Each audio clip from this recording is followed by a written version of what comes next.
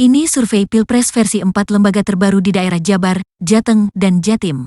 Sejumlah lembaga survei kembali merilis hasil survei terbaru mengenai elektabilitas calon presiden dan calon wakil presiden di Provinsi Jawa Barat, Jabar, Jawa Timur, Jatim, dan Jawa Tengah. 3 provinsi di Jawa tersebut diketahui termasuk daerah dengan jumlah pemilih terbanyak di Indonesia. Sehingga, para capres dan cawapres bersama timnya akan berupaya meningkatkan elektabilitas.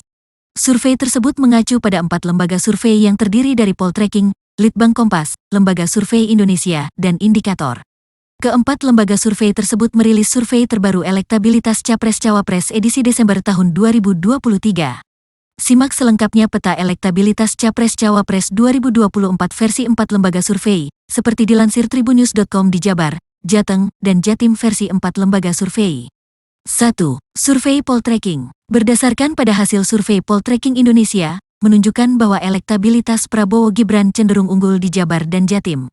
Sementara itu, di Jateng tercatat elektabilitas Ganjar Mahfud tertinggi. Kemudian, Anies Cak Imin menempati posisi kedua lebih unggul di Jabar ketimbang Ganjar Mahfud. 2. Litbang Kompas. Dari hasil survei Litbang Kompas, bisa dilihat bahwa elektabilitas Prabowo Gibran masih unggul di Jabar dan Jatim. Kemudian, elektabilitas di Jateng masih tetap dipegang oleh pasangan Ganjar Mahfud. Sementara itu, elektabilitas Anies Cak Imin di Jabar masih konsisten di posisi kedua setelah Prabowo Gibran. 3. Survei LSI. Survei dari Lembaga Survei Indonesia, LSI, menunjukkan elektabilitas Prabowo Gibran unggul di Jabar dan Jatim. Lalu, Ganjar Mahfud lagi-lagi unggul di Jateng DIY.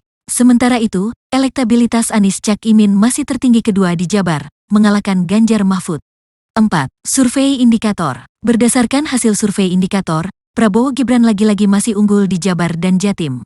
Begitu pula Ganjar Mahfud yang masih setia memimpin di Jateng. Elektabilitas Anies Cak Imin juga berhasil mengalahkan Ganjar Mahfud di Jabar.